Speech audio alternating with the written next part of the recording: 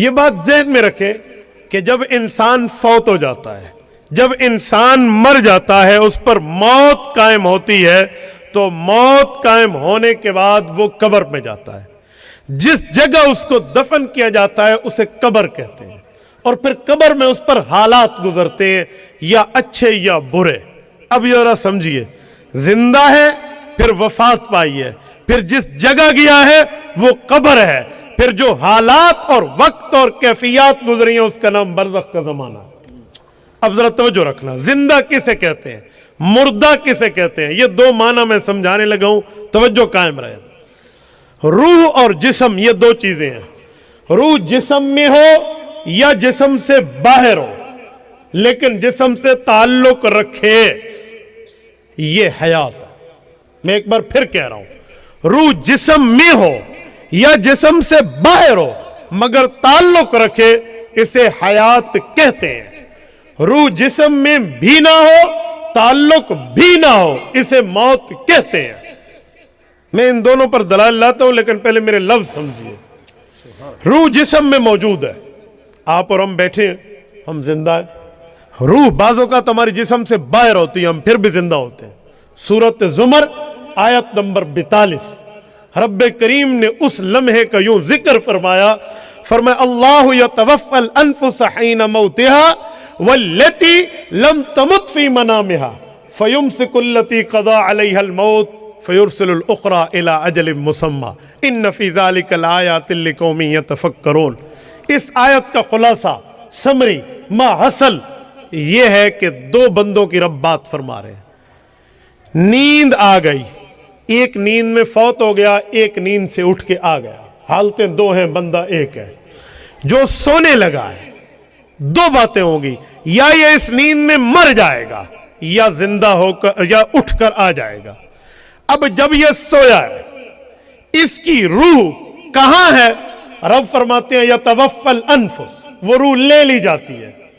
اگر مرنے کا فیصلہ ہے تو وہ روح اس کی رکی رہتی ہے ایک وقت مقررہ تک، اور اگر وہ دوبارہ دنیا میں آنا ہوتا ہے تو فیرسل الاخرى، اس روح کو دوبارہ چھوڑ دیا جاتا ہے اور یہ اٹھ کے آ بیٹھتا ہے۔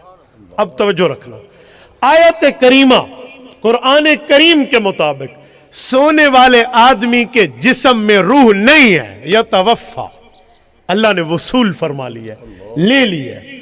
اب سوال یہ ہے کہ روح جسم میں نہیں ہے تو اب یہ بندہ زندہ ہے یا مردہ ہے؟ آپ کبھی سونے والے کو مردہ کہیں گے؟ تو روح تو جسم میں نہیں ہے، یہ کیوں زندہ ہے؟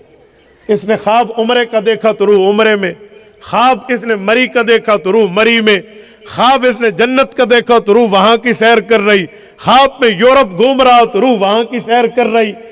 اب جب روح اس میں نہیں ہے، یہ توفی الانفس کھینچ لی گئی ہے، نکال لی گئی ہے، سو رہا ہے، حالت نیند میں ہے، روح باہر ہے لیکن زندہ ہے۔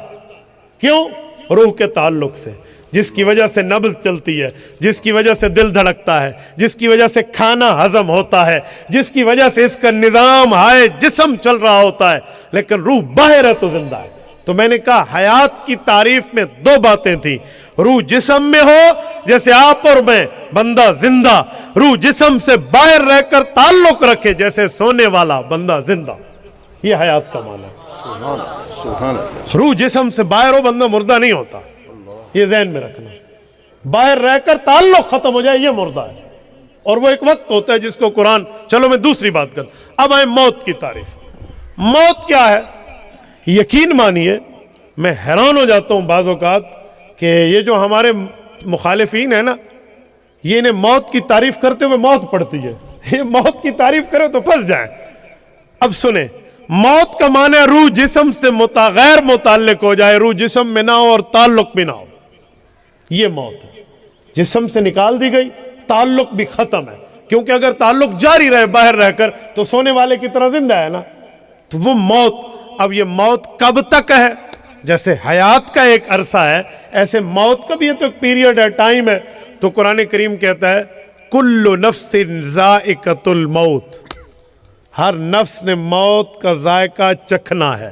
قرآن کریم نے موت کو پینے میں تعبیر نہیں فرمایا کہ موت پینی ہے، چکھنے کی بات فرمائی ہے۔ چکھنے اور پینے کے فرق کو سامنے رکھیں تو خدا کی قسم مسئلہ سمجھ آ جائے. یہ جو وقت ہوتا ہے نا، ایک وقت مقررہ پیدا ہوتا ہے کہ اس بندے پر موت آنی ہے، ایک لمحہ اس پر آنا ہے، تو اللہ نے اس کو چکھنے سے تعبیر فرمایا.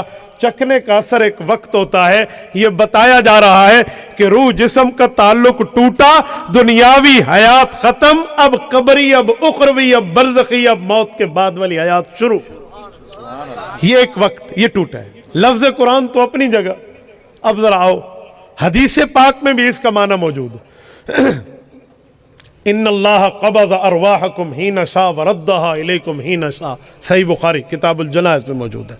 رسالت مآب علیہ السلام نے فرمایا کہ رب کریم جب چاہتا ہے تمہاری روحوں کو قبض کر لیتا ہے اور جب چاہتا ہے لوٹا دیتا ہے.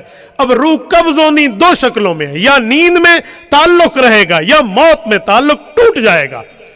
اگر نیند میں تعلق ٹوٹ گیا تو یہ موت ہے، نہ ٹوٹے تو حیات ہے. لیکن موت کے وقت ٹوٹے گا. کیوں؟ یہ انسان اور خدا کا فرق ہے کہ اللہ حی القیوم ہے. حی قیوم کا معنی زندہ ہے، کبھی اس پر موت نہیں آئے گی. اور انسان مخلوق ہے اور مخلوق کبھی خالق نہیں ہے، اس پر ایک وقت موت آ سکتی ہے. یہ فرق کیا گیا. اسی قرآن اور حدیث کی بات کو علامہ اقبال کے شعر میں سنا دوں. علامہ اقبال رحمہ اللہ اپنے شعر میں فرماتے ہیں کہ تمہیں اگر موت کا معنی آ جاتا ہے نا تو تمہیں سارے معاملات ٹھیک ہوتے نظر آتے ہیں. اپنے لفظ میں فرمایا غافل نے سمجھا ہے موت کو اختتام زندگی. غافل نے سمجھا ہے موت کو اختتام زندگی ہے، یہ شام زندگی صبح دوام زندگی. اینڈ آف دا پیریڈ نہیں ہے. اینڈ آف دا پیریڈ کچھ ٹائم کے لیے، رات کا ایک لمحات ہوتے ہیں، اس کے بعد صبح ہو رہی ہوتی ہے. اب روح کا تعلق کچھ وقت کے لیے ٹوٹا، ذائقہ ایک وقت تک رہا، اس کے بعد آخرت کے معاملات پہ دوبارہ تعلق جڑ گیا.